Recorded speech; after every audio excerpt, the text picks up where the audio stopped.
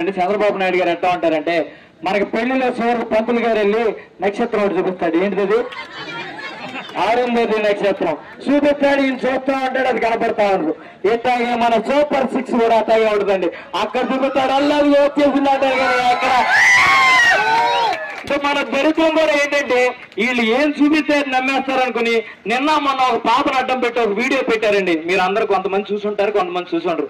ఆ పాప వచ్చి నాకు మునుపటి ప్రభుత్వంలో ఎప్పుడు ఫీజులు రాలేదండి, ఇప్పుడు మాత్రం దండిగా లోకేష్ బాబు వేసేస్తున్నాడండి అని చెప్పింది. ఆ పాప తల్లిదండ్రులు ఎవరో తెలియదు కానీ వాళ్ళు ఎక్కడైనా కనిపిస్తే అడగాలనుంది.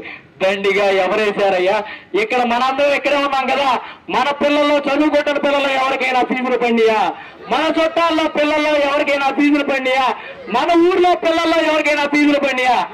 అలాగే ఈ మీడియా, సోషల్ మీడియా మాధ్యమాల్లో బాబాయ్ పెట్టిన కెమెరాలోంచో అటు నుంచో అటువైపు చూసేవాళ్ళని కూడా అడుగుతున్నా, మీరు తెలుగుదేశం వాళ్ళైనా పర్లా, మీ ఇంట్లో పిల్లలు చదువుతుంది, మీ ఇంట్లో అయినా ఫీజులు పడ్డాయా అని అడుగుతున్నా.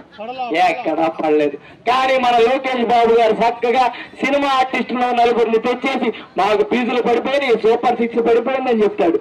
చూస్తుంటే ఇక జనాలు పెంచోళ్ళ లేకపోతే నువ్వు పెంచోళ్ళ ప్రయత్నం చేస్తావు. ఒకప్పుడు అందరూ అంటే ఈయన చెప్పిన మోసాలన్నీ నమ్మిన జనాలు అందరూ బాబు గారు రావాలి, బాబు గారు రావాలన్నారు.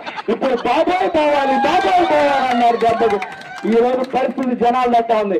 కానీ ఒక్కటి చెప్తున్నాండి, ఇక్కడ మా కార్యకర్తల్ని మమ్మల్ని భయపెట్టేసి పోలీసులను అడ్డం పెట్టేసి లేదా మా కార్యాలయాన్ని ముయిపించేసి ఏదో మమ్మల్ని ఆపుదాం అనుకున్నాము.